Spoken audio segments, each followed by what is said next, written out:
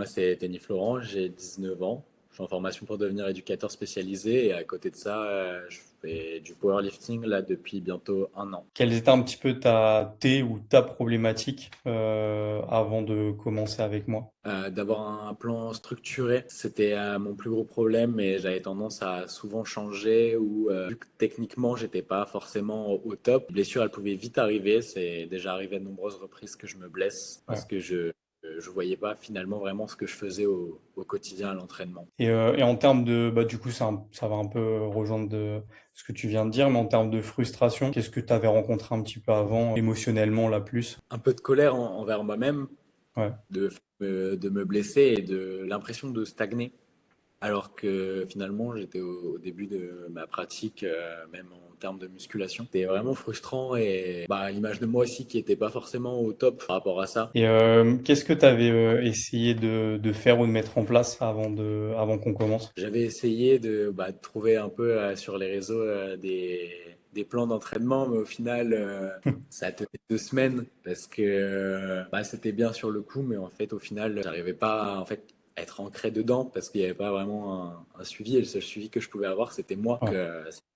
C'était vraiment galère. Et selon toi, pourquoi ça n'avait pas fonctionné? Est-ce que c'était vraiment que par rapport au suivi ou est-ce qu'il y avait d'autres choses? Il y a une grosse partie où c'était moi. J'arrivais pas à me tenir à quelque chose et c'était assez compliqué. Je pense que le programme aussi était pas forcément adapté à mes problématiques, à ma façon de m'entraîner. Je pense que ça a aussi joué et le fait que j'arrive pas à le garder sur le long terme, c'est aussi, je sais que c'est la clé en plus de rester sur le long terme. Là, la question, elle est un peu biaisée parce qu'au final, je me souviens que toi, tu étais venu par Victor, non, c'est ça? C'est ça, c'est parce que j'ai Ouais. eu de très bons échos à l'époque. Ouais. Donc, j'avais demandé à avoir ton contact. C'est pour ça que je suis venu chercher quelqu'un dans tous les cas. Et vu que je voulais un peu un compromis aussi à un moment entre street et power, et j'ai vu que tu étais chaud aussi en street, je me suis dit, bah c'est parfait. Mm. Comme ça, je sais que si finalement je veux partir dans le street lifting, je sais que c'est pas galère pour tout le monde. Tu as plus ou moins répondu, mais pourquoi est-ce que tu as décidé de travailler avec moi en l'occurrence? Pour avoir un suivi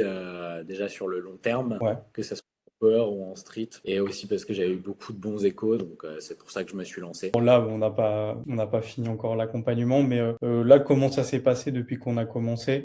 Comment est-ce que tu t'es senti, même en termes de résultats? Bah déjà, je me suis senti écouté. Je pense que Ok. le mot principal, je me sens vraiment bien au niveau de l'accompagnement. Il y a une belle progression depuis le début de l'année. Parce que là, ça va faire un an là dans 2 semaines à peu près, il me semble. Ouais. Et beaucoup de problématiques, que ce soit là dernièrement avec ma cheville ou alors la problématique qui était là depuis longtemps et j'en ai pas forcément parlé, scapula alata, les omoplates qui se décollent, grosse instabilité d'épaule au niveau du bench. Avant l'accompagnement, je m'étais blessé et pendant 6 mois, j'avais pu toucher une barre de développé couché. Très frustrant. Donc, malgré toutes les problématiques, il y a quand même une belle évolution. J'ai pu faire ma première compète. Au total, gagner plus de 75 kilos en assez peu de temps. À voir comment ça se passe la suite, mais l'objectif c'est de gagner plus, avoir déjà une meilleure maîtrise technique encore des mouvements. Et aussi peut-être faire un point par rapport aussi, parce que c'est vrai qu'à un moment dans l'accompagnement, il y a eu, comme tu l'as dit, le problème aussi au niveau des scapulas, qui a été géré du coup maintenant avec le kiné avec qui je collabore. Comment ça s'est passé un petit peu aussi ce contexte-là entre nous trois?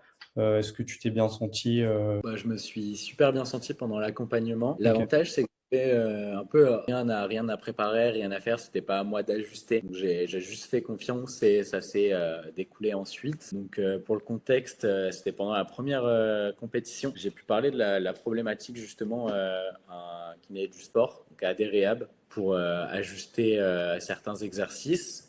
Et suite à ça, à côté de mes entraînements, j'avais aussi de la réhab à faire pendant les jours off. Il y avait une séance qui était un peu plus dédiée à la réhab et ça s'est super bien passé. J'ai eu de bons progrès. J'arrive à mieux engager mon dos sur le terre, donc à tirer le slack. Donc déjà, ça c'est nickel. Et au niveau du bench, à être beaucoup plus stable au niveau de ma technique et s'en suit aussi au niveau du squat. Que c'est quelque chose que tu recommanderais à quelqu'un et à qui si tu le recommandais? Bah, je le recommanderais carrément d'avoir un suivi parce que ça aide à la progression et j'ai appris aussi qu'il fallait pas attendre d'être blessé pour parler des problématiques. Si j'avais attendu plus longtemps, j'aurais eu la même blessure que j'avais déjà eue à la clavicule et ça aurait été vraiment embêtant et ça aurait peut-être été plus grave justement. Donc, je recommande n'importe quelle personne, au final, pas forcément ceux qui ont ma problématique, mais aussi ceux qui ont d'autres problématiques d'en parler. Et ça aide à progresser tout simplement.